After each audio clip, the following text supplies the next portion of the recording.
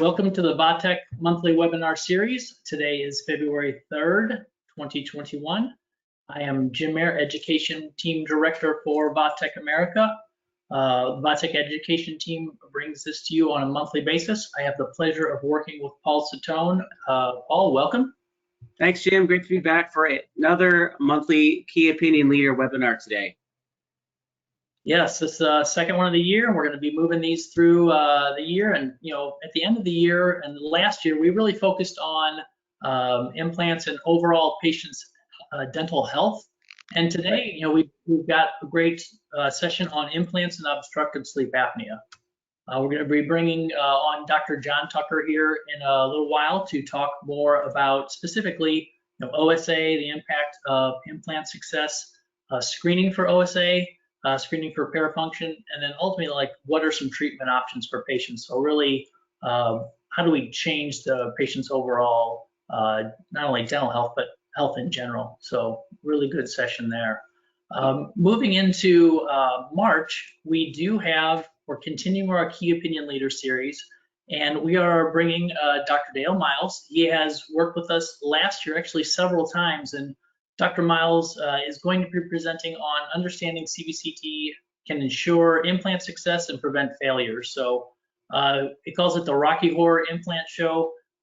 We are going to be giving some CE credits away for that. Our doctor it's going to be 2 CE credits.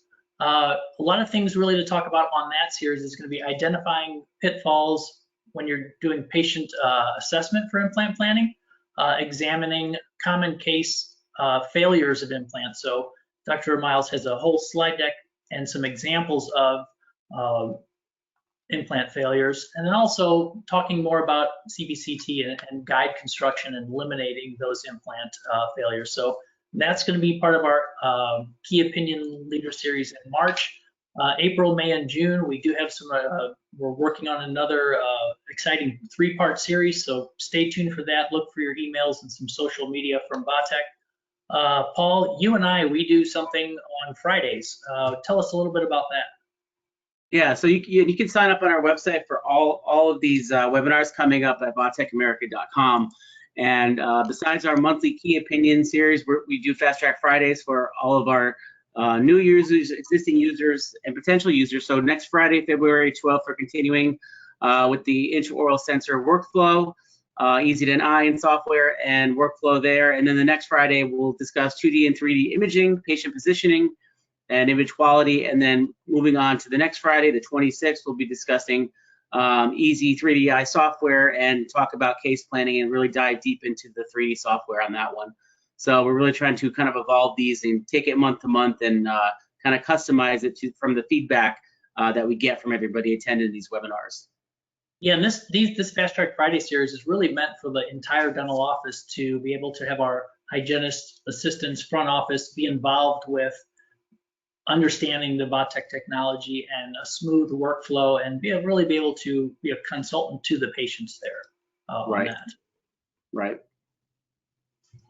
So lots of different ways to get a hold of us with this emails up on the screen and the website address at Vatech America, and also the @Vatech America handle on any of the social media channels below.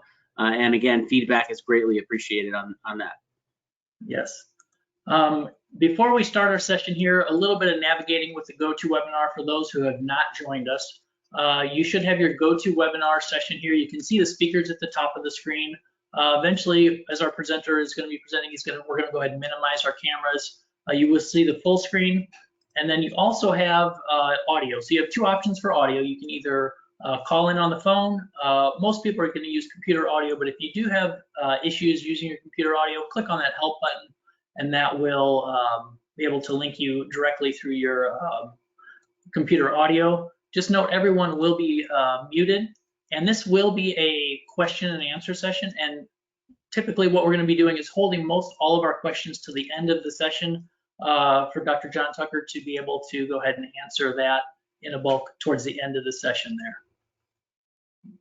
All right. If you do have any questions, feel free to chat with us over there. And we will be providing a poll at the end of today's session for CEs. So A poll will be sent out asking you for your information for the CEs for today's session on that. So I would like to introduce Dr. John Tucker. He's going to be presenting on implants and obstructive sleep apnea. Dr. Tucker graduated in 1982 from the University of Pittsburgh. He is in private practice in Erie, Pennsylvania. Welcome, Dr. Tucker. Let's go ahead and get you on screen here. All right, welcome and thank you for joining us. You speak all across the country, true friend of Vatech. Thank you so much for joining us today. And I know you're a diplomat of the American Board of Dental Sleep Medicine, also American College of Oral Implantology, diplomat of International Congress of Oral Implantologists. So fitting for the topic. Well, thank you so much for the opportunity to present this program on behalf of Vatech America tonight. I'm honored. I want to thank Matt Barnett and Lou DiFilippo specifically for all the assistance they've given me and all the opportunities. Jim, I used to speak all over before COVID hit, and I haven't been on the road in a long time. Yes, we also have been stuck at home since March. Hopefully that will start soon. So I'm going to kill my camera and let's start the presentation. You able to see my screen okay, Jim? Yes, you are online and we can see your screen perfect. All right, great. Well, thank you once again for the kind introduction. Like I said, to tell everyone, I'm just a guy from Erie, Pennsylvania that's really passionate about dentistry. Always wanted to be a prosthodontist. For those of you that know me, there were some life events that changed that. And we're not going to go into that tonight, but my line is I'm a prosthodontist wannabe. Got highly involved in implants as soon as I got out of dental school in 1982, graduate from University of Pittsburgh. So conflict of interest, I have none. I'm here to share with you my knowledge. I have nothing to sell you. I just wish to share all the information that I have gleaned clinically and from science, which I will share with you this evening. Excuse me. So our topic tonight, once again, is implants and obstructive sleep apnea. Hopefully, this is going to revitalize those of you that may have tried to dabble with treating the CPAP intolerant obstructive sleep apnea patient and became very disillusioned. And there's some statistics out that approximately 9 out of 10 dentists that started don't continue. So hopefully I'm going to give you some new information to help you understand why I think you should be involved. And once again, thank you to Vatech America for this opportunity this evening. So let's look at implants. It's really funny if you look at the history of implants, they go all the way back to 3000 BC. So are implants new? Yes, but not really. I mean, 3000 years ago, they were trying to figure out ways to replace missing teeth. And if you look at obstructive sleep apnea and you compare that to implants of 3000 years ago, you can see here the most important advance in the history of sleep medicine was the discovery of sleep apnea in 1965. So Jim, you compare 3000 years ago to 1965, and I always say to everyone, obstructive sleep apnea is a relatively new disorder in medicine. It hasn't been around for centuries like other disorders of the body. So they had specialists that looked at OSA as a simple intermittent closure of the upper airway. We're going to take a look at that. And the early treatments focused on, obviously, if you have an obstruction, and my analogy is cork in the airway, how do you eliminate that airway obstruction? Well, unfortunately, prior to the 1980s, the only effective way to treat someone that had obstructive sleep apnea was with a trach. And we all know that the trach would bypass the upper airway obstruction. So CPAP stands for continuous positive airway pressure. It's important for everyone to understand that it is only room air. It is not oxygen. How does the CPAP work? Well, it pneumatically splints the airway, the upper airway, and prevents the obstruction. So CPAP wasn't invented until 1981 by Dr. Colin Sullivan from Sydney, Australia. So one of the questions you might want to ask yourself is, why don't more physicians know about sleep and sleep apnea in general? Well, in 2001, unfortunately, the amount of education a recent medical school graduate would get on sleep is only approximately 3 to 4 hours. So if you graduated in 1981 from medical school, or 1980, I graduated from Pitt in 1982, so that's around the same area, you didn't even understand what this upper airway obstruction was all about.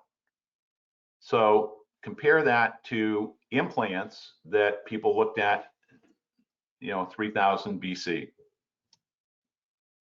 So let's talk about sleep-related breathing disorders in a dental practice.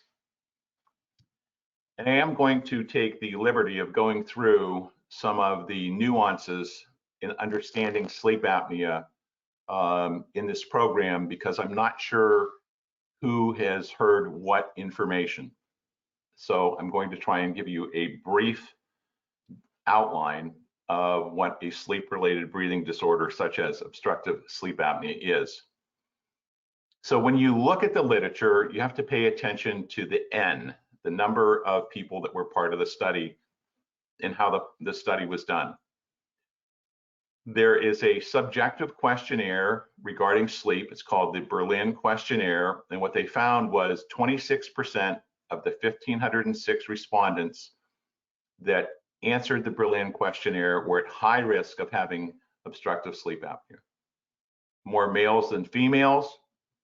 So if you have a patient population of approximately 2,100 active patients, that would mean you have 546 patients in your practice that are at high risk of having obstructive sleep apnea and have not been diagnosed. And we're going to talk about that.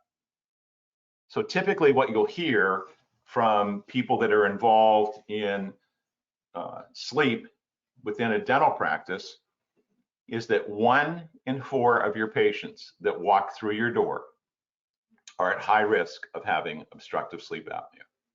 So we want to talk about that. And how can you get involved? And how can you get involved in a manner that makes it fun and easy for you? We're going to go over that. Another great study by Terry Young et al. Estimated that 93% of women, 82% of men with moderate to severe sleep apnea syndrome haven't even been clinically diagnosed.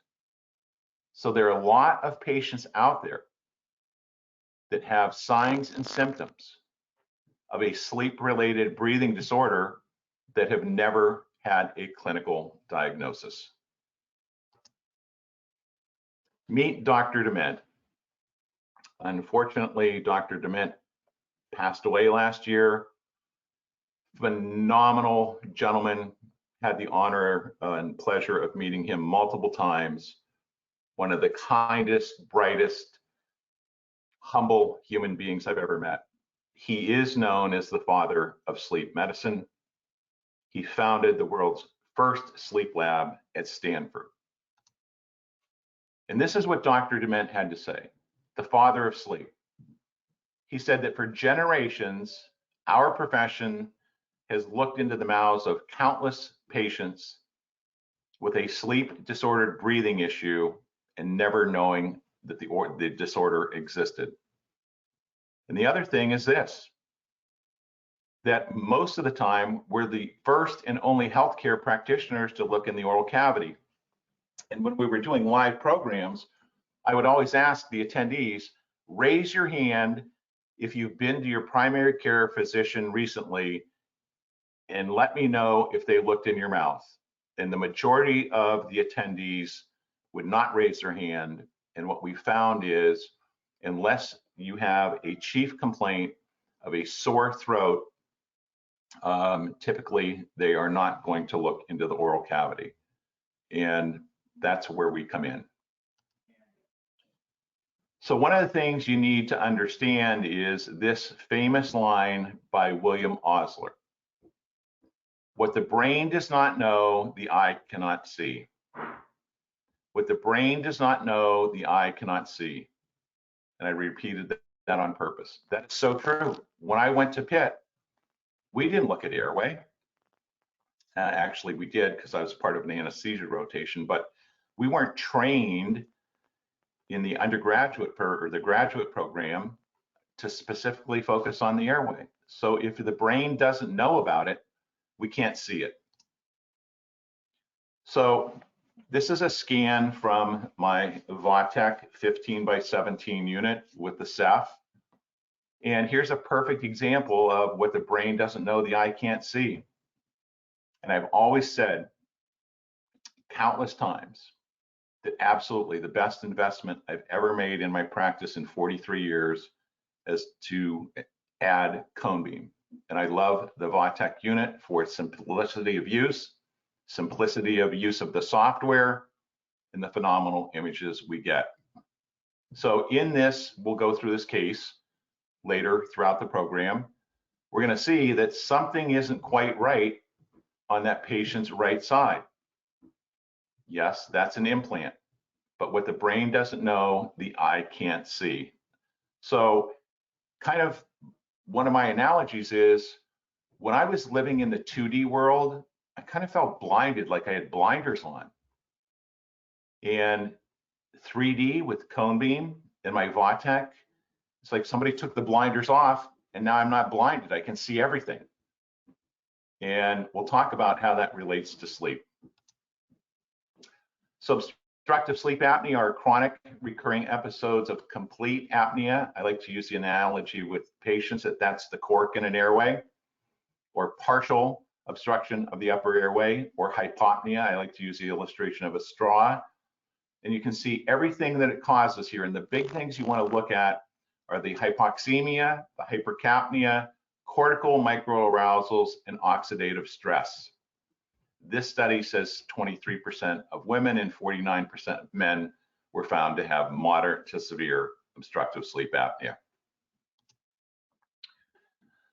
So obstructive sleep apnea is independently associated with everything that you see on the screen here.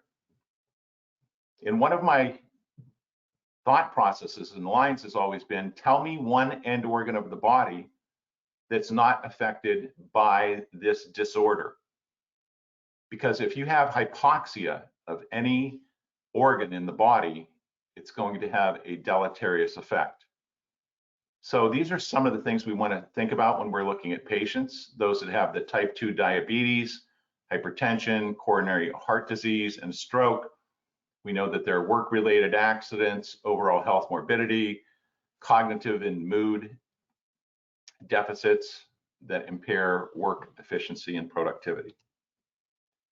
Great study done by one of my favorite researchers, David Gazal, that I've had the honor and privilege of getting to know personally, was this huge study of 3.4 million patients, which with matched controls. And what they looked at were those patients in odd ratios of having comorbidities when they were adjusted for age and sex. So on the left side of your screen, the red dots represent women, the blue represent men. If you look at the right side of the screen, you're going to look at what the odds ratios are of having those comorbidities. So if you go down to the second from the last, you're going to see depression at 4.99, followed by CHF at 4.30. So, and everything else you can see listed. And stroke is another huge factor. I've seen a lot of patients that that are stroke victims that have never had a diagnosis of a sleep-related breathing disorder such as obstructive sleep apnea. So David Gazal, when I read this paper, I jumped for joy, I screamed. My wife's like, "What's wrong?" And it's like, he said it, one of the key researchers. It's a multifaceted end organ morbidity burden, which just clarified everything I'd always thought of. So we all know that we're supposed to do oral cancer exams, and we should be doing those yearly. I used to teach oral cancer screening. And we know that 1 American dies each hour of every day from oral cancer. There are approximately 50,000 people in the US that will be diagnosed with oral cancer in 2017, and that was from the National Cancer Institute. It's funny, in 2016, the American College of Prosthodontists came out with this statement regarding screening of airway issues, that the prosthodontists should include a mandatory screening for obstructive sleep apnea through questionnaires for their patients because of the expense in doing a prosthodontic rehabilitation, as well as the health risk. And finally, October 23rd, 2017, the American Dental Association made a statement on the proposed policy regarding the role of dentistry in the treatment of a sleep-related breathing disorder, and made the statement that we are encouraged to screen patients for a sleep-related breathing disorder as part of a comprehensive medical and dental history. Unfortunately, to this day, February 4th, 2021, we find that most dentists do not realize this, the ADA proposed this policy statement, and they're not screening their patients for a sleep-related breathing disorder as part of their comprehensive medical and dental history. So how do we do that? Well, I'm going to show you some easy ways that you can do that for your practice. So remember, the topic for tonight is implants and obstructive sleep apnea. So the first thing you need to do is change your health history to include airway questions. You'll see them listed here. I'm not going to read through every bullet point and waste your time. The big one for me is how many patients I found that did use a CPAP and were compliant or unable to, or they wear an oral appliance while sleeping. That's a great question, because what kind of oral appliance are they wearing? Did they buy one online, over the counter? Did another dentist provide them with an oral appliance to treat parafunction or bruxing? So you see everything listed here, and I encourage you to include these on your health history because these are airway questions. So another way of screening.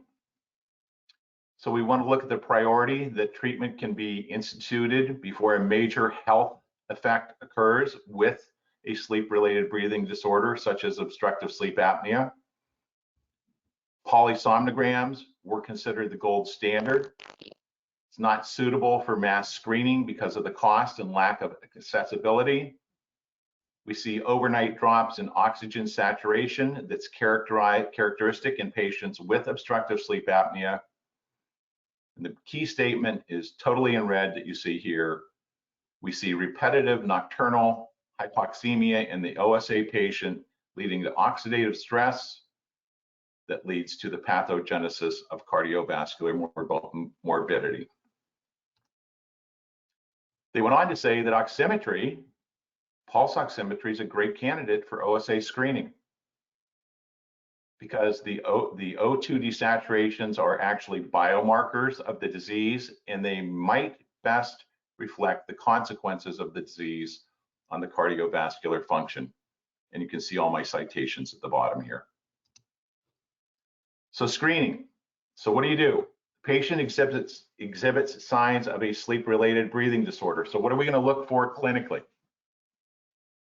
First thing you're going to ask, that was part of your health history, EDS. That stands for excessive daytime sleepiness. Scalloped tongue, tongue that has the crenations. We've all seen those. A high vaulted palate. The 4 bicuspid extraction case. Health history, someone that presents with diabetes, hypertension, and my big thing, excessive wear. If you see excessive wear, you need to start to think about airway. And we're going to talk about this excessive wear and how it impacts your implants from a clinical standpoint and the longevity of your prosthesis as well as the implants. So you're going to start a discussion with the patient regarding airway health. That's what we always do. I don't use scary words like sleep apnea, CPAP, until I understand what the patient's diagnosis is. So we focus on airway health. And if somebody has extensive wear, the first thing I want to figure out is the wear being caused from nocturnal parafunction, or is it diurnal parafunction? So there's a unit called a GemPro, and we'll look at that in a second. So I like to have these patients that have this excessive wear and exhibit all the other things that we're seeing on the screen here, do a 2-night study with the GemPro. The GemPro is not diagnostic for obstructive sleep apnea. Once again, it is not diagnostic for sleep apnea. I'll say it multiple times throughout the presentation. The only way you can obtain a diagnosis of obstructive sleep apnea is from a board-certified sleep physician. And excuse me, we'll look at some of the ways that you can do that shortly. So this gives me some ideas of what's happening to the patient. And it also is a great baseline for future reference for the patient. So the patient comes back, we'll discuss the results of the GemPro and determine what's the next step. If the patient has O2 desaturations that are indicative of a sleep-related breathing disorder, we want to advise the patient that further diagnostics are indicated. So I use a company that does home sleep testing remotely, and that company is called sleeptest.com. So we've proven to the patient that they have an airway issue. We'll be able to determine if there's nocturnal sleep disorder with parafunction, and that's going to help us determine how to treat our patient.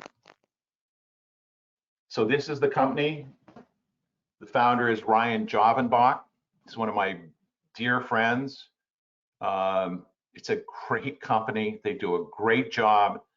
They pretty much take over the whole diagnostic protocol for the patient, and you get back a diagnosis from a board-certified sleep physician in your state. So if you're looking to add diagnostics to your practice, I recommend that you reach out to Ryan at sleeptest.com. And this is what you're going to get back. You'll get back a 2-night study that gives you the results of the study and discusses treatment options. And here you can see on the left side of the screen where they're talking about an appliance, perhaps an ENT consult, perhaps CPAP, and a letter of medical necessity. So any questions regarding home sleep testing, please reach out to Ryan Jovenbach. Once again, at sleeptest.com. Something happened at the end of last year that was very beneficial for our profession. The American Academy of Dental Sleep Medicine put out a position paper talking about the scope of practice for dentists ordering or administering a home sleep apnea test. One thing you have to understand, no one is in charge of your dental license and what you can and can't do other than your state board. The ADA is not in charge of it, nor is the American Academy of Dental Sleep Medicine. We have to follow the guidelines by our state board. But this is a great statement, very positive for us, and they said that it's within the scope of practice for a qualified dentist to order or administer home sleep apnea test. The data from the HST should be interpreted by a licensed medical provider for initial diagnosis and verification of treatment efficacy. Once again, the diagnosis of obstructive sleep apnea must come from a board certified sleep physician. And sleeptest.com has a wonderful group of sleep physicians that they work with. So this is a map that shows you the demographics of can dentists order home sleep apnea test. This is based on your state guidelines. So I live in Erie, Pennsylvania. So to the west, north, and south, in Ohio, New York, and Virginia, those states, a dentist is prohibited from ordering a home sleep study. And then you look down, Atlanta, Georgia, North Carolina, they say that a home sleep test is only allowed for titration.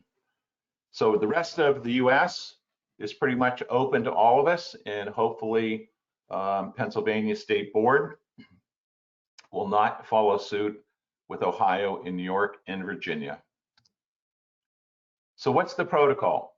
Once a diagnosis has been obtained from a sleep physician, you discuss treatment options with the patient. Remember, we cannot treat the patient without a diagnosis from the sleep physician. That is key. There should be all kind of bells and whistles going on that. And then I also discuss with the patient, what are the various treatment options? Well, I'm a firm believer that positive airway pressure does work for 50% of the population. There's 50% of the population it doesn't work for. So we discuss the possibility of the patient trying PAP therapy again. Weight loss definitely can be indicated if it applies to that individual, or an oral appliance therapy can be indicated if they fall into the guidelines and are CPAP intolerant. And then there is a surgical treatment called Inspire, which is basically hypoglossal nerve stimulation, and they're having phenomenal results with that. So let's take a look at what GemPro is. Remember, GemPro is only for screening. So what does GemPro do? Well, it identifies parafunction. And if you're like me, for the majority of my career in a prosthodontist wannabe and all the full mouth rehabs I've done, I start with somebody that has severe wear. My biggest fear is parafunction. Is the parafunction coming from a nocturnal standpoint, or is it diurnal? Well, we can now find out. We can quantify snoring. We can track the therapy progress with our patients, with whether you're providing them with a splint, and we'll talk about that for parafunction, or you're providing them with oral appliance therapy because they have obstructive sleep apnea and they are CPAP intolerant.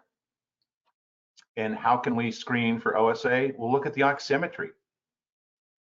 So it gives all body positions, and the oximetry does not offer BPOS. So this is what the GemPro looks like. It's a very cool unit. It's basically a wristwatch. The little thumb ring goes around your thumb, and that's what we use for pulse oximetry.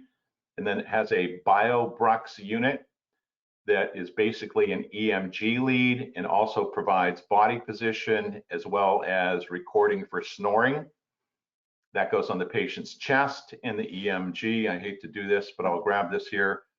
This is an EMG pad that goes over the masseter, and there's a tablet that goes with the system, and the patients take this home and do a two-night study, and that will assist us in looking at O2 desaturations that would be indicative of OSA, parafunction, and snoring, and it gives us body position. So this is what the GemPro report looks like. You can see at the top of the screen, we have oximetry, heart rate, snoring channel, body position. And my big thing is the whole parafunctional activity. I love this because if somebody exhibits high parafunctional activity at night while they're asleep, then I know that I need some type of an appliance to protect the dentistry that I'm going to provide, including my implants, against this parafunction. And then if they have severe decreases in oximetry, that's going to give me some idea, well, they probably need to go to sleeptest.com and get a full-blown sleep study. And we'll talk about how we're going to treat these patients. So, you know, this patient has snoring only. So if you look at snoring only, then we can treat those patients accordingly. And if there are no severe desaturations and you have all this snoring that you can see highlighted down here, this person's snoring like crazy, roaring like a lion, and they have very few O2 desaturations, that is a snoring patient. Then someone that has severe oxygen desaturations, as you see here on the top, and some snoring, that patient needs to go to sleeptest.com so that we can get more information and get an accurate diagnosis. So this is what it looks like. We evaluate the patients with parafunction. Does the parafunction occur while the patient's awake or asleep? This will tell me that. If they have no parafunction while they're asleep, well, then you can assume all their parafunction is occurring during the day. And once again, that will lead us, the results of that will lead us to a discussion regarding airway health and if we need to obtain a diagnosis through sleeptest.com. And you know what? It's a great device to help us, excuse me, adjust our appliances, titrate or calibrate, whatever you choose to use, to make sure your appliance is having a positive effect on their SpO2 and their parafunction. Once you get it dialed in, before you send the patient back for a follow-up sleep study to document efficacy of your appliance with sleeptest.com, you're golden. So there's no guessing. So for more information, please reach out to ddmewellness.com and you can ask for Shannon Ross, and she will be able to help you with more information regarding the GemPro. So when would I want to grab my GemPro? Well, this is Jack. Jack is 87 years old. He presented to our practice because he wanted a prosthetic rehabilitation. And he said, my mother lived to be 110, and at the rate I'm going, I'm not going to have any teeth. So you see the photos here, you see the, excuse me, the extensive wear. You see this, you better start to think about airway. So I want to start to figure out, is there parafunction at night? Is there an airway issue? And one of the best ways to do that is grab your GemPro. And Jack did have an airway issue, and we needed to speak to him about treating that as part of our entire comprehensive care for him. In my office, we do Facebook transfers, diagnostic models, and then do a case workup before we start our prosthetic rehabilitation. Let's talk about the nose. We know that nasal breathing is the key to oral health, and it's the key to airway health. So there are only two ways we get air in, through our nose and our mouth. And we know that our mouth is the backup system. So you need to pay attention, is the patient a nasal breather? Because all the literature talks about nasal obstructions impact the severity of a sleep-related breathing disorder and should be part of the diagnostic workup for the patient suffering from snoring and sleep apnea. Increased nasal resistance leads to inability to tolerate CPAP, as well as affecting the success of our oral appliances. So for more information about the importance of nasal breathing, there's a phenomenal book by James Nestor called Breath. If you haven't read it, I suggest you do. It's very enlightening. It was written for the public, and I think it will open your eyes to the importance of nasal breathing. So one of the things I look at when I do my cone beam is, what do the sinuses look like? Do I need to involve a ENT? So that can be one indication of when you take a cone beam, and we'll get more into that shortly. Let's talk about bruxism, parafunction, the thing that is most important to me in my practice.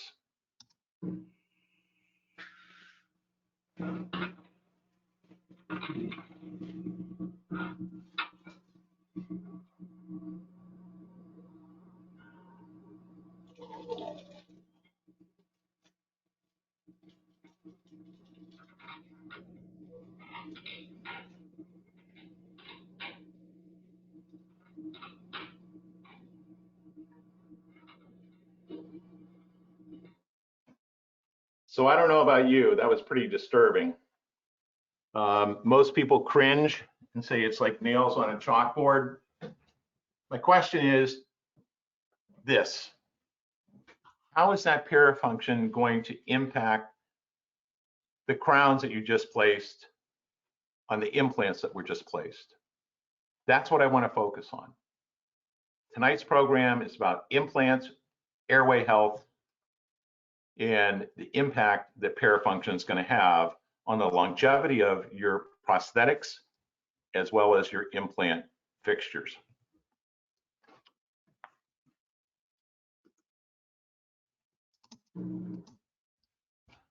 So one of the key leaders, excuse me, in parafunction is Gilles Levine.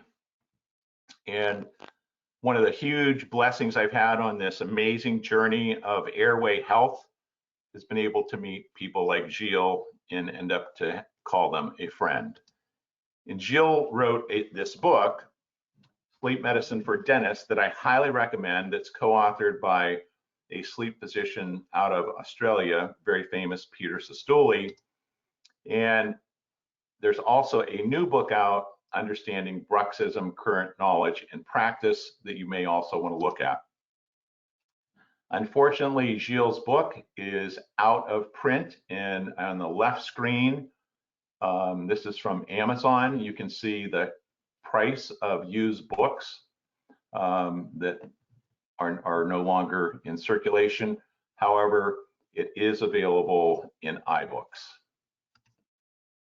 So two types of parafunction, awake and sleep. It's no longer accepted as a single entity. It's based on when the activity occurs. Awake is 22 to 31% based on the literature. Sleep bruxism. Let's talk about this because that's what this whole part of the program is about. Airway health, parafunction, implants. How does it impact your treatment? So it's based on the physiological systems. We have to look at brain activity, muscle activity, cardiac function, breathing. I love this. That's why it's in quotes and it's all red. It is no longer considered to be simply related to mechanistic factors such as occlusal discrepancies. That's a bummer. Or a result of physiological issues such as stress, anxiety, or depression, or a combination thereof. It is a sleep-related movement disorder. So the definition in 2014 was a repetitive jaw muscle activity characterized by clenching or grinding of the teeth and or by bracing or thrusting of the mandible. The International Classification of Sleep Disorders, that's what we go by. The third edition said that it is a regular or frequent tooth grinding sounds occurring during sleep. The presence of one or more of the following clinical signs has to happen.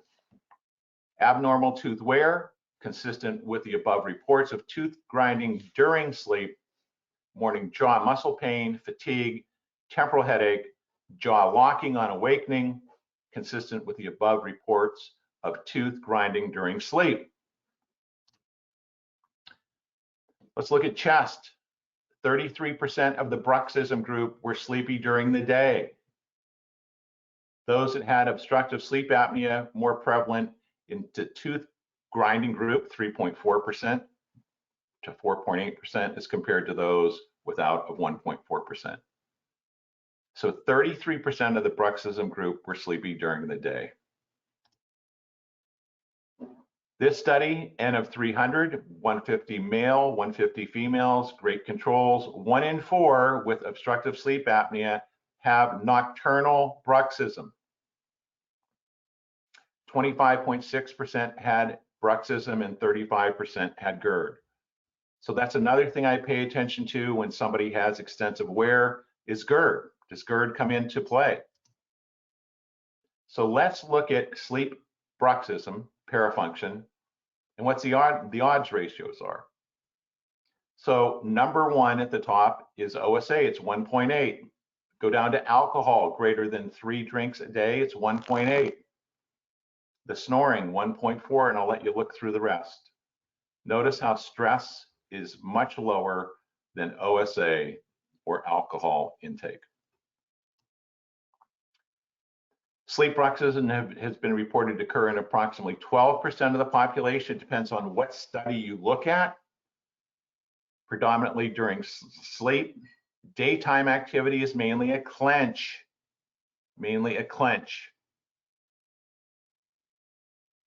Sleep bruxism and OSA, 26% based on reports from patients, and based on sleep study data, sleep bruxism may be between 33 and 54%. Love this statement. This is a quote from this paper in the Canadian Dental Association Journal. The etiology of sleep bruxism remains rather elusive. That was really depressing to me. Can't be related to the mechanistic peripheral factors, nor can it be attributed to a singular cause. You know, dentists want everything to be a cause and effect. The once strongly held belief that occlusion and the presentation of tooth wear were demonstrative of this entity is rather doubtful. Who was part of that paper? Gilles Levine. So what are the current thoughts on the etiology of sleep bruxism? Well, we have central and autonomic nervous systems that are part of the genesis of the oromandibular activity that occurs during sleep. But more specifically, they're sleep-related mechanisms under the influence of brain chemicals. And everybody, you know, this is not a program that takes a huge deep dive into sleep. But everybody has to understand that there are chemicals that are involved with sleep, as well as the maintenance of airway patency that can increase the motor activity of the underlying genesis of sleep bruxism and rhythmic mascatory muscle activity, which is the motor manifestation of sleep bruxism preceding tooth grinding during sleep. Once again, this is all work by Gilles Levine. So the genesis of sleep bruxism. Well, the role of respiration in the genesis of sleep bruxism is the RMMA is not fully understood. It may be relevant in some patients. RMMA tends to occur with large breaths. Oral appliances used to improve airway patency and help reduce sleep bruxism, RMMA frequency. Currently, and this, I'll tell you what, this is something that really had, excuse me, a negative effect on me. No therapy has been proven effective in treating sleep bruxism. Treatment approaches report various levels of efficacy, managing the harmful consequences of sleep bruxism. That's why I played that video. How do we manage it? Behavioral strategies, avoidance of risk factors. You can see everything listed there. And probably the biggest one you can assist with managing this sleep parafunction is CBT, cognitive behavioral therapy. Occlusal appliances, maxillary or mandibular arch to remove occlusal interferences, protect the dental surfaces and relax the masturbatory muscles have been extensively used in clinical practice. We know that. That's what I was taught. The exact mechanisms of action are still under debate, and no evidence supports their role in stopping sleep bruxism. They reported a decrease in sleep bruxism in the first 2 weeks, independent of the appliance design. No cure for sleep bruxism can be expected with oral appliance therapy because the reduction of muscle activity does not last more than a few weeks. It's transitory, highly variable. 20% of the patients displayed an increase in EMG activity during sleep when they wore an occlusal appliance, especially the soft mouthguard type. That was work done by Dr. Okeson way back in 1987. I've never been a fan of the soft mouthguards. I think they're chew toys. So how can we find out what our appliance is doing? If you're only making an appliance for somebody that has parafunction, I'd like to know if my EMG activity got better or if it got worse. What would I do? I'd grab my GemPro, because that's going to give me the EMG activity. Use of maxillary oral appliances may also have a deleterious effect in someone that suffers from sleep disordered breathing, such as apnea and hypopnea. Gagnon et al. Found that maxillary oral appliances may actually increase the risk of aggravation of respiratory disturbances and recommended that clinicians question patients regarding snoring and sleep apnea before using an oral appliance. That just completely blew me away. The management of sleep bruxism has historically been used with an intraoral appliance, a splint or a night guard. They don't control, reduce, or eliminate the sleep bruxism. They're purely intended to protect the dentition. That's true when you talk about implants and your prosthetic restorations of the implants. Because sleep bruxism has a potential to increase the occlusal load on the implant, thus resulting in a higher risk for failure. The failure can be associated with bone loss around the implants, similar to what we would see in natural teeth. Implants. Implant-borne restorations, we all know it's become the standard of care in your rehabilitation. What do we all want to see? The formation of a direct interface between the implant and the bone, called osseointegration. I started doing implants in 1982, and that was the huge word, osseointegration. Survival rate now for implants, 92 to 97% for an implant-supported fixed partial denture. But we do know that implants can and do fail. Early failures can occur during the period of osseointegration in 40% of the cases, but 60% fail after loading. Why?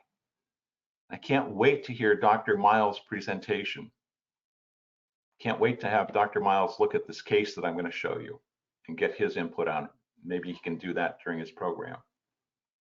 But this excessive biomechanical loading can have a major deleterious impact on the implant fixture, the abutment, or the implant restoration. So implants and bruxism, remember ICSD3, sleep-related bruxism, nocturnal bruxism, repetitive jaw muscle activity by clenching or grinding, bracing or thrusting the mandible. The gold standard for the diagnosis of sleep bruxism is PSG. Kind of challenge that. I think if you look at when these studies were done, and I have all the citations listed for you at the bottom, this is not my opinion, this is from the literature. I think that's where GemPro shines. Somebody has parafunction, you better be grabbing a GemPro. Bragger et al. Found technical complications associated with parafunction, bruxism. Out of 10 bruxers, 6 had a technical complication. General health status was not significantly associated with more biological failures, but bruxism was associated with more technical failures. bruxism may significantly increase both the implant failure rate and the rate of mechanical and technical complications of implant supported restorations. And oh my goodness, boy, have I been there, done that. Anuda et al. Reported 30 complications in 22 prostheses in 16 patients that included porcelain fracture. If you're like me, been there, done that. Abutment screw and implant fracture, oh boy. When I have a patient that shows up that has a custom cast abutment with a cemented restoration and it's loose, if you're like me, I don't even want to recall how many of those crowns I've had to section off and then try and remove a fractured abutment screw. That doesn't make for a very happy day. So abutment screw loosening and decementation. 172 patients in the study, 49 were diagnosed with OSA.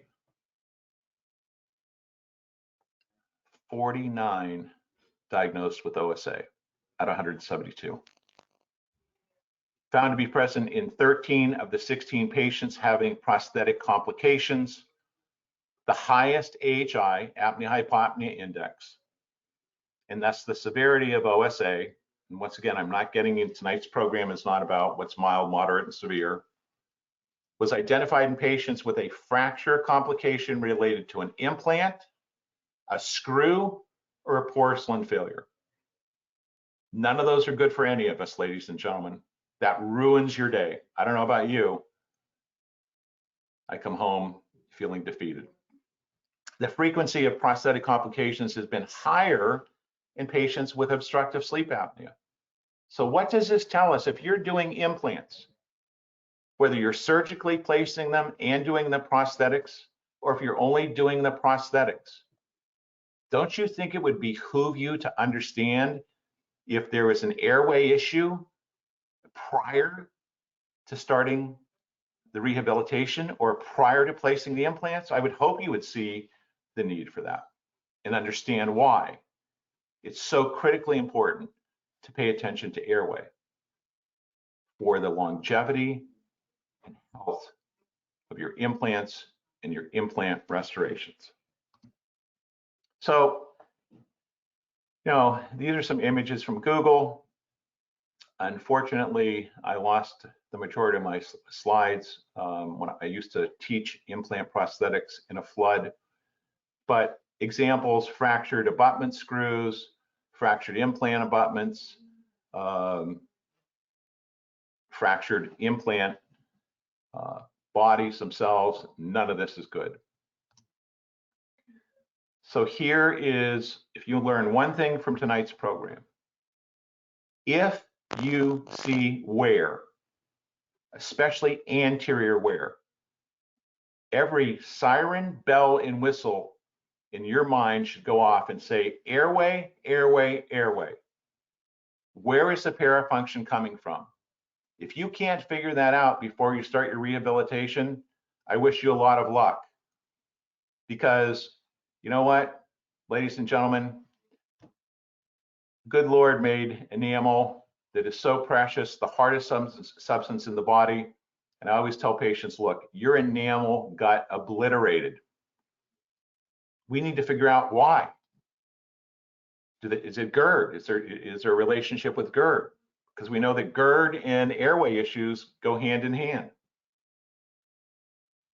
But if you don't figure it out and you grab that handpiece out of your holster and you start to grind down these teeth and make all these gorgeous restorations, I've been there, done that, unfortunately, and I admit my failures. You're going to be in trouble and you're going to have a very unhappy patient, and you yourself are going to be very unhappy as well. So take heed.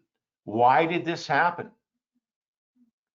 I want you to start to think, when you see this present in your office, the first thing that goes off in your mind is there an airway issue?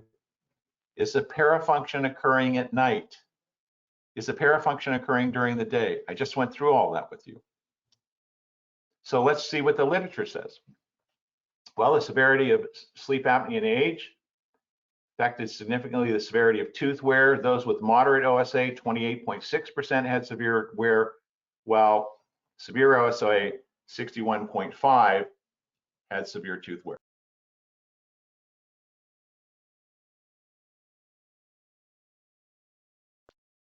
Once again, diagnosis has to be by a board certified sleep physician. Polysomnogram is quickly being replaced by home sleep studies, and we use sleeptest.com in our practice.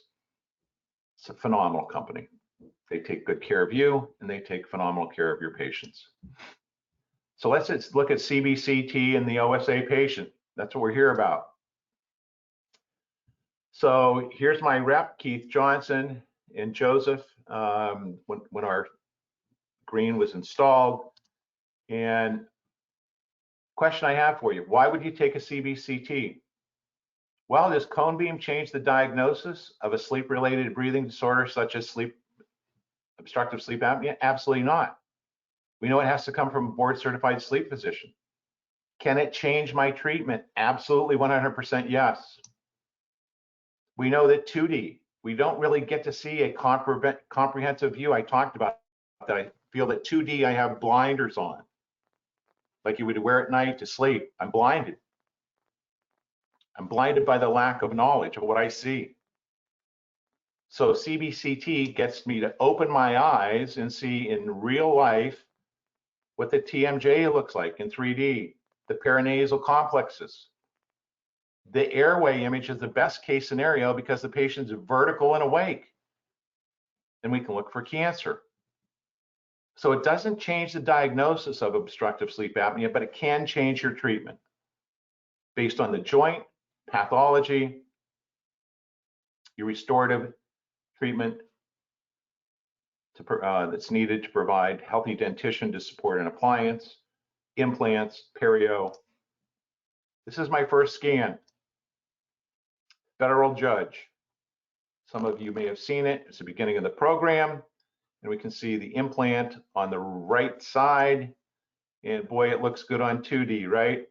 And this patient also complained of problems with tooth number 18. So we look at our sagittal view, and you can see the implants completely outside the buccal plate, the coronal view, the axial view. And oh my goodness, there's a missed canal in number 18. I don't do endo. I did Erie, Pennsylvania, great service years ago. I quit doing endo, and I referred everything to an endodontist. Missed canal. Get a look at the airway, or excuse me, the TMJ. And once again, airway health.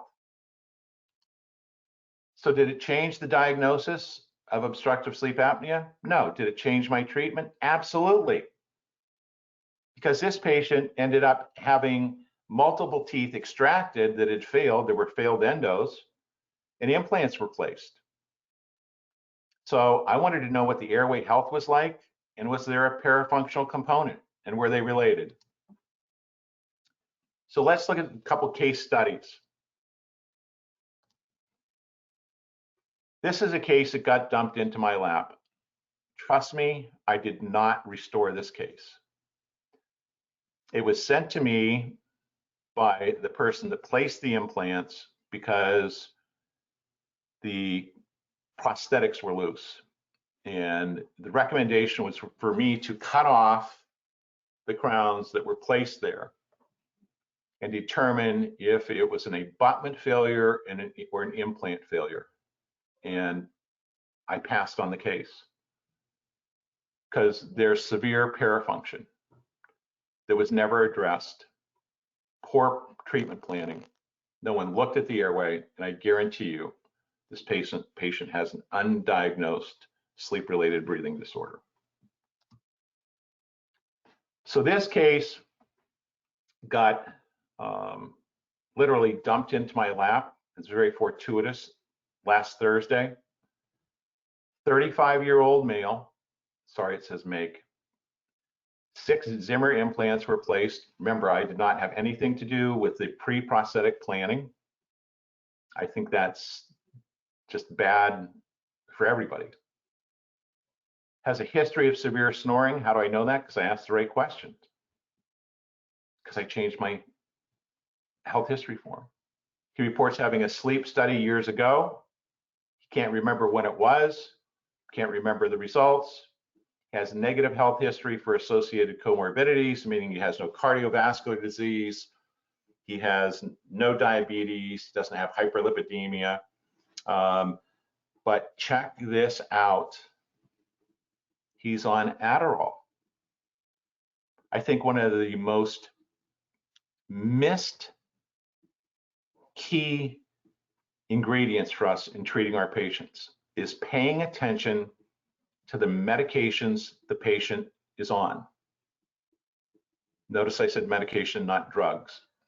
Drugs are alcohol, marijuana, crack. We're talking about medications. So I think if you don't pay attention to everything you see here, it's maltreatment of the patient if we don't include some type of airway evaluation. So let's take a quick look at the side effects of Adderall. Dry mouth. Is that good for our dentistry? Absolutely not. Trouble sleeping. No, that's not good for health either. There we go, trouble breathing.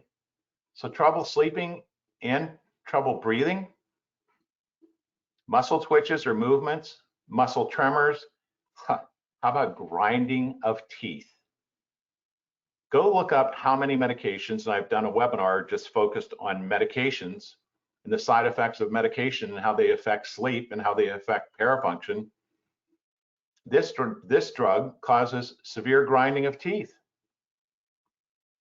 And not to mention erectile dysfunction, which I don't think a 35-year-old male would like to have. So this is the pan that was sent to me. And you can see from the pan, which is not good, great, doesn't give me much information, but you can see all the wear. And you can see all the occlusal issues that are prevalent. So I had him back, and it's like, this is working on this presentation last weekend. It's like, I got to get this kid back and get photos because it's the perfect case that exemplifies everything I'm trying to explain to you tonight. Airway, parafunction, implants. So airway was completely left out of the equation before the implants were placed. Parafunction was left out of the equation before implants were placed. And it's just like, okay, let's hurry up and get some implants in. I think that's maltreatment of the patient, poor prosthetic treatment planning, poor patient management. So take a look at the wear. It's all over the place. Notice all the anterior wear. And if you can just imagine, when you ask somebody to bite together that has extensive wear, typically they will place their mandibular teeth against their maxillary teeth in an edge-to-edge position. And you can see from this photograph that they match up identically. You can see he's got a midline shift to his right. Why does he have a midline shift to his right? We need to figure that out. Are there any joint issues? But more importantly, is there an airway issue? Look at the crenations in his tongue on the left side of your screen. He has a high vaulted palate, loud snoring, excessive daytime sleepiness. Why do you think they have him on Adderall? Adderall's an upper. Then he complains because he can't sleep at night because he had an upper to keep him awake during the day.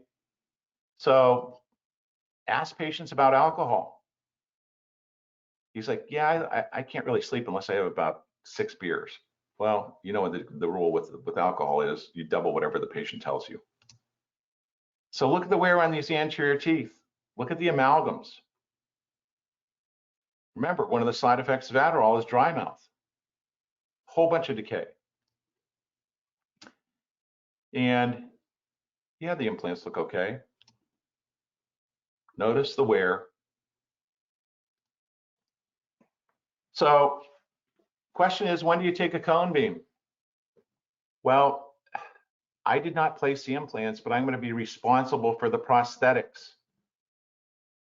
So I really want to understand what the implants look like. What are they in good bone? What's the airway look like? What's the joint look like? So I'd like to thank Jim Mayer for going over these images with me to make sure I didn't miss anything, because this was kind of all last minute. This was not planned. Like I said, I think it's very fortuitous. Things don't happen out of happenstance. But this kid shows up in my office Thursday evening for a consult. It's like we had him back Monday to get more information. Look at his airway. 54.9 millimeters. We know anything less than 100 is suspect of somebody having a sleep-related breathing disorder. So he has no airway. Remember, this is vertical and awake. This is the best case scenario. Think he has sleep-related breathing disorder? I'll bet. I don't bet. I'm not a betting person, but I'll bet a box of donuts on this one. Look at what his airway is. The smallest diameter on the axial view, it's 3.2 millimeters. That's not a very big airway, especially for a 35-year-old. Then take a look at this axial view of this implant in the number 3 site. I was kind of concerned about that. How about his sinuses? See any problems there? Think he's a mouth breather? Why is he a mouth breather? Because he can't breathe through his nose. So another thing you want to think of is pay attention to airway health in the nose. Read James Nestor's book if you haven't, Breath, and you'll understand it very quickly. So part of my treatment for this young man is going to be involvement of an ENT. Because how's he going to get air in on that right side of his nose? So then we started to look at cross sections through this. And Jim? Yes, you there? Doctor. Yes, I am.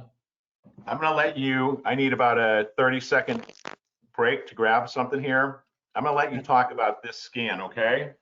Perfect. Sounds good. Thank you. Yes, so we met with Dr. Tucker last night to look at this, and specifically he was interested in obviously the occlusal surface, which we've gone through some extraoral photos, but also that implant there on number 3. And basically the question was, as far as the placement of the implant itself being too far buccal or on the palatal side. And we went to our software here and the Vatech software, did a regeneration on the Vatech Easy 3DI software with the 3D pan screen.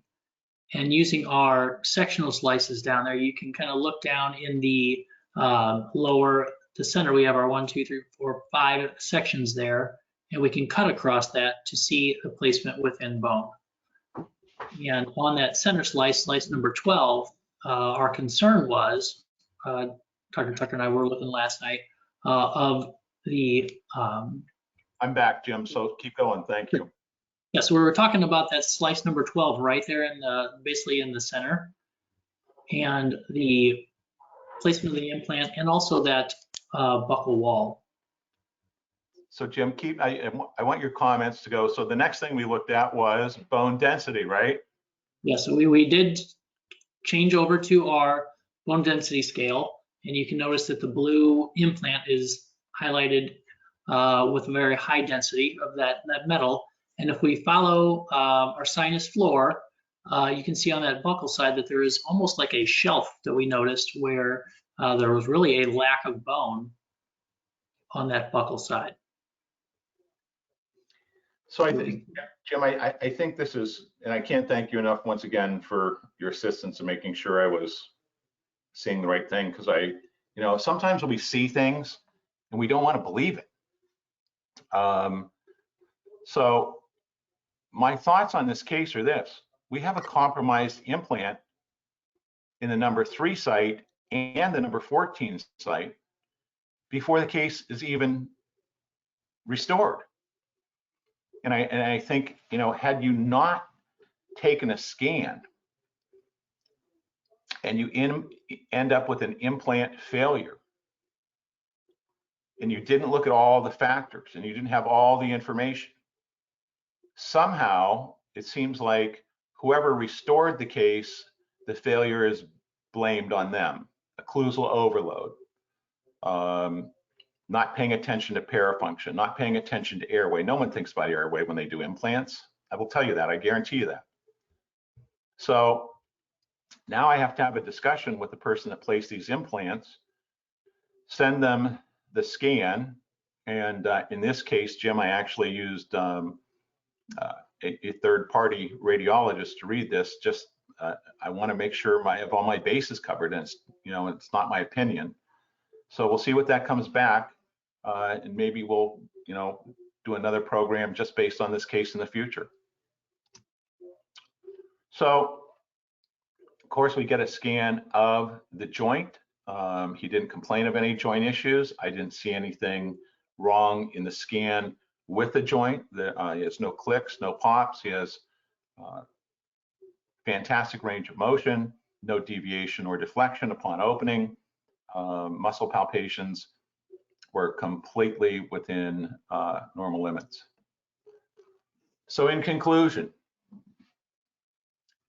rehabilitation of bruxism patients through the use of implants is a feasible alternative with implants of adequate length, diameter, and correct position. That makes total sense.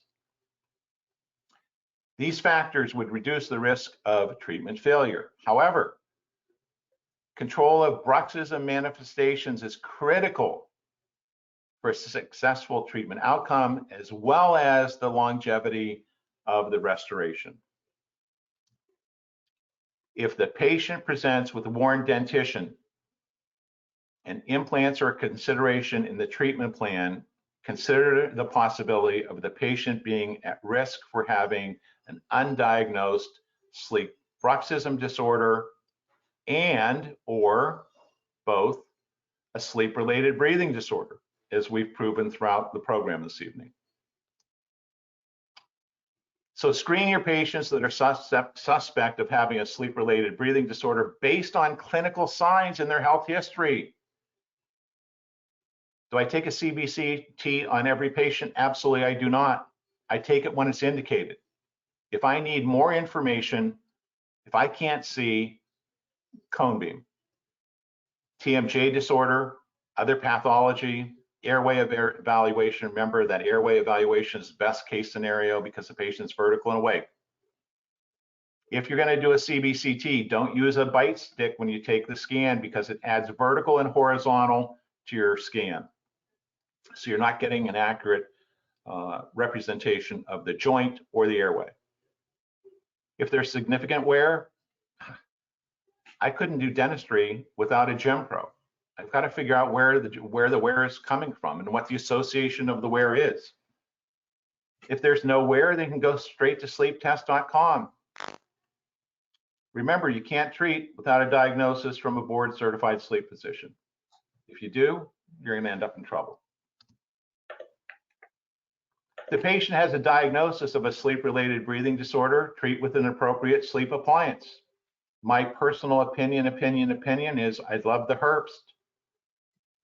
And my favorite is the Respire Pink AT from Whole U.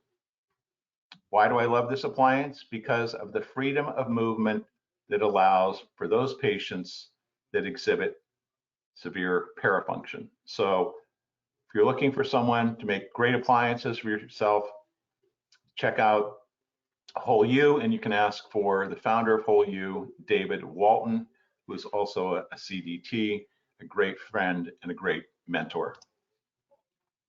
If the patient has extensive wear and there's no evidence of sleep-related breathing disorder based on the GemPro study, my personal preference is to provide the patient with a maxillary and mandibular flat plane appliance with minimal vertical opening.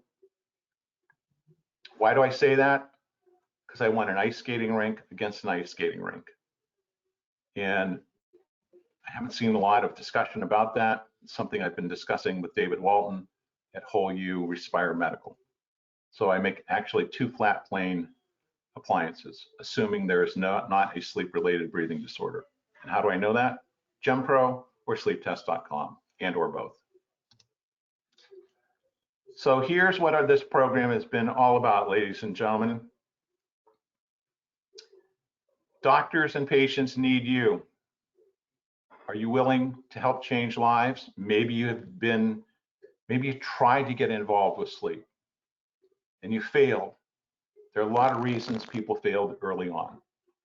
We have solutions for that now. We have things that didn't exist 5 years ago, 3 years ago, 2 years ago. But you need to be the one to make the change to help change lives. Aren't there days that saliva ejector just sucks the life out of you? I don't know about you, but it does me.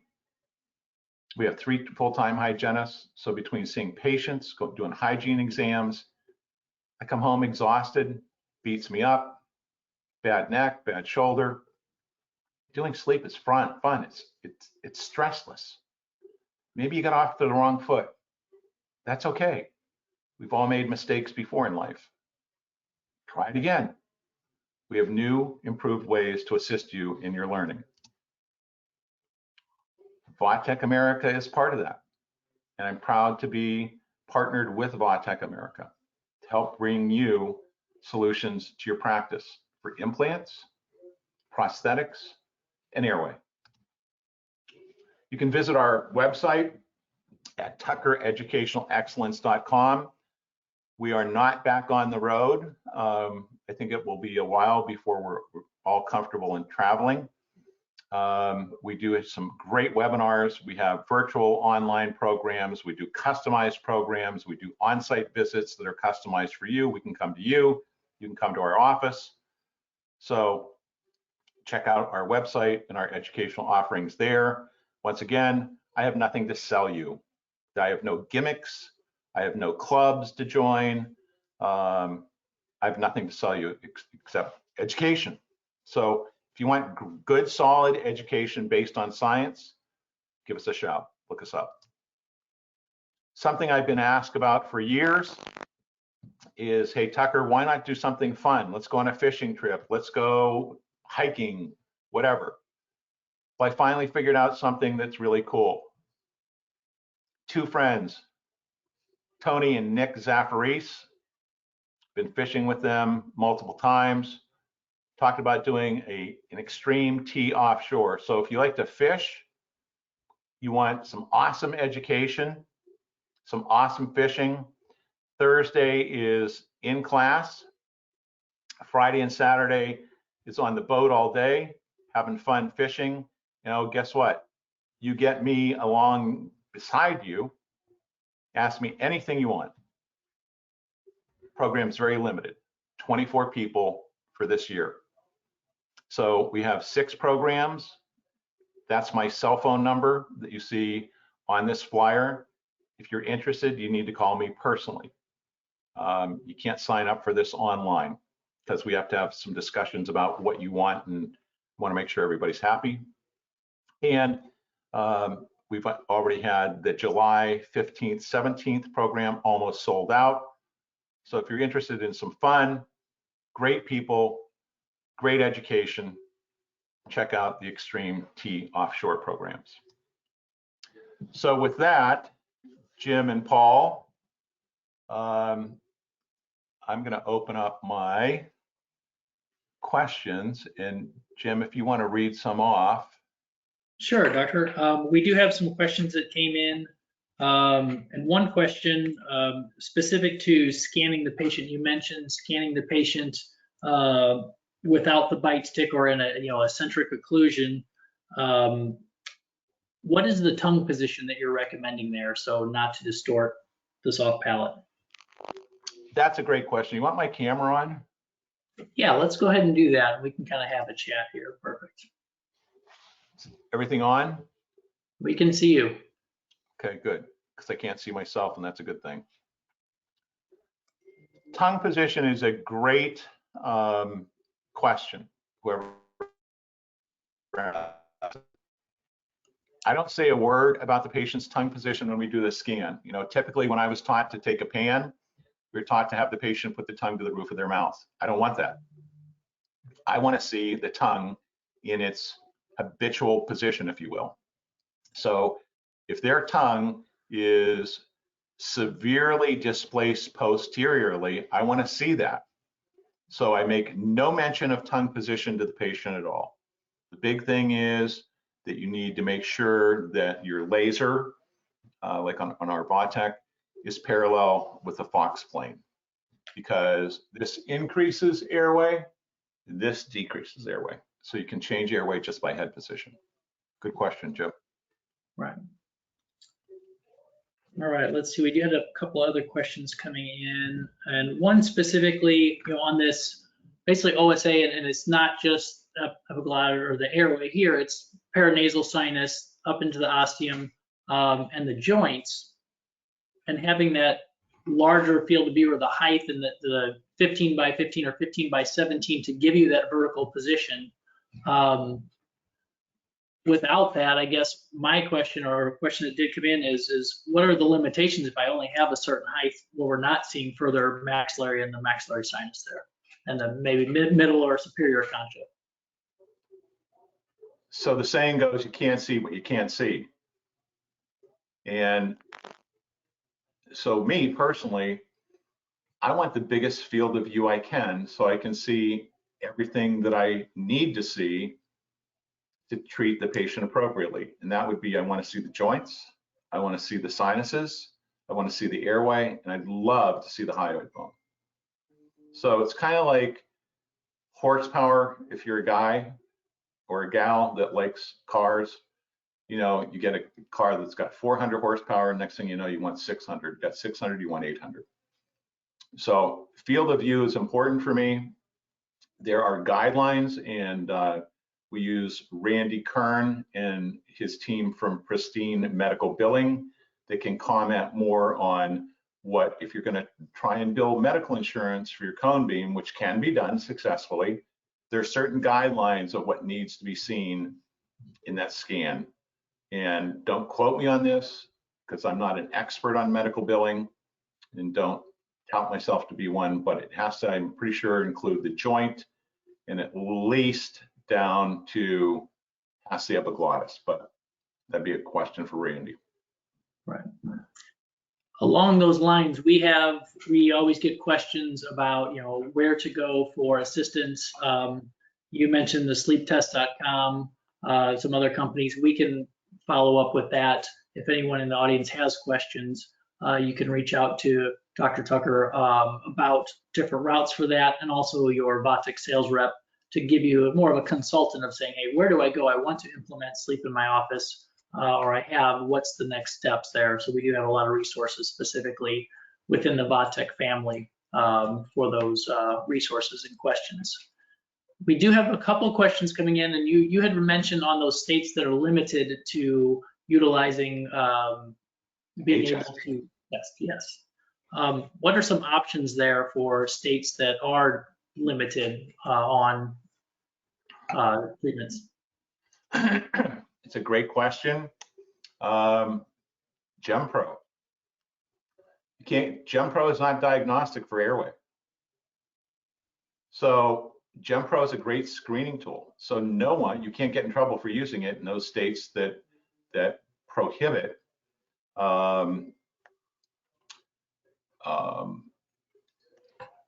home sleep study devices. Okay. There's also telemedicine. Ryan Jovenbach and his team at sleeptest.com have ways that you can help navigate around that.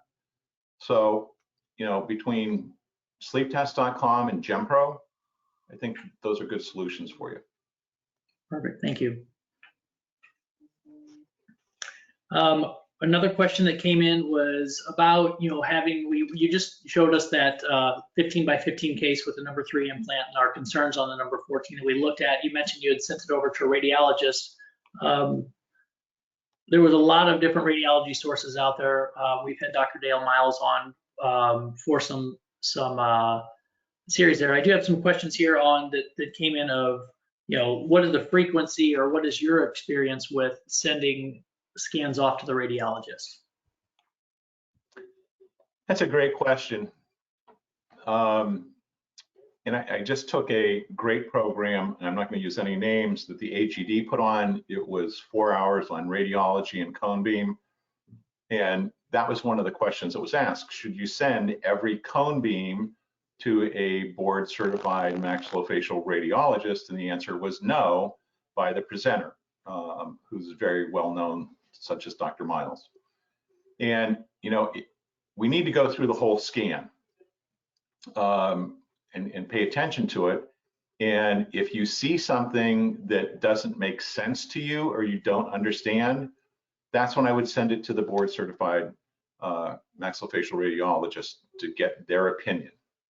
But if there's nothing there that is, you know, bothersome, that doesn't look like it shouldn't be there, then I'm not going to send it off. Perfect. I'm going to open it up and ask, you know, if anyone else does have any questions, please feel free to go through the chat with us. We are getting towards basically the end of our session. I know it's 6:30 on the East Coast. We want to respect everyone's time. While we're waiting on that, I want to thank you, Dr. Tucker, for taking the time out of your very busy schedule to share with us. And we do definitely look forward to, let's maybe continue on with this case that you have of the progress in the history, and we can have a follow-up on treatment. I think that would be a great case there. Awesome. Well, thank you once again to everybody, Team Vatech. You guys are awesome. Appreciate your support for all your clients. You're fantastic, and I can't wait to see Dr. Miles' presentation coming up next month. So any questions, reach out to me. My email's at the bottom of the screen. I try and answer as promptly as possible. So Jim, thank you. Paul, thank you again. Matt and Lou, really appreciate the opportunity to work with you guys. You're awesome. Yes, and I'm going to go ahead and switch this back over to my screen because we do have a couple questions that are basically general about what's going on. And so, you know, number one, is this going to be recorded, or do they get a slide deck? So we're not sharing your slide deck, but this is recorded. So you do have options to, you'll get an email follow-up. Everyone will have an email follow-up. There will be a link to our website, or on our website, with this session that's been recorded plus our past sessions. You will also have a questionnaire after the session, basically a poll about the CE on how you want your information stated on the CE there. And a couple questions that did come in is, you know, information. So Ryan Javenbach's information and sleeptest.com is here.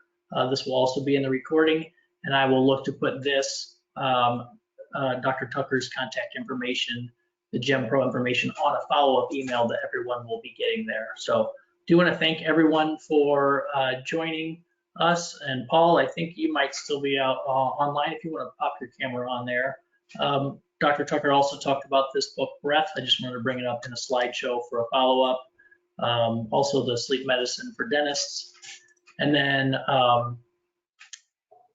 Tucker Educational Excellence, specifically the programs Tucker's bringing in, but also the fishing trip and the extreme TEE. Sounds like a blast. And I know, like you said, Doctor, it is selling out. So that is something for everyone to get educated and have some fun and build, more importantly, build some relationships within the dental community. I think that's what we value here at VatechAmerica.com. We do appreciate everyone who has logged on for our session today. Paul, we had talked about our upcoming events, our Fast Track Friday for the entire dental staff on the upcoming Fridays, January 15th, 22nd, and 29th. And then also on Wednesday, March 3rd, we're going to have Dr. Dale Miles going over CBCT implant success, looking at failures, and looking at his slide deck of examples there. And I do want to thank everyone for joining us. Dr. Tucker, again, thank you so much for your time. and your wealth of knowledge. A lot of thanks coming in from different doctors on the Q&A chat over there too. I don't know if you saw those. We're getting them from all over on there. But thank you all very much. I appreciate each and every one of you. Just honored to be on this journey. So whatever I can do to help anyone, just stay in touch. So I'm going to sign off, and everybody have a wonderful evening. Thank you for spending 90 minutes of your life with us. I hope it was fruitful and enjoyable for all. So see you on the road soon, I hope. Want to go have a blast. Tee offshore, baby. Thanks, gentlemen. Thank you. Have a great evening. And thank You you too. everyone who attended. Paul, we're going to go ahead and sign off. Thank you. Thank you.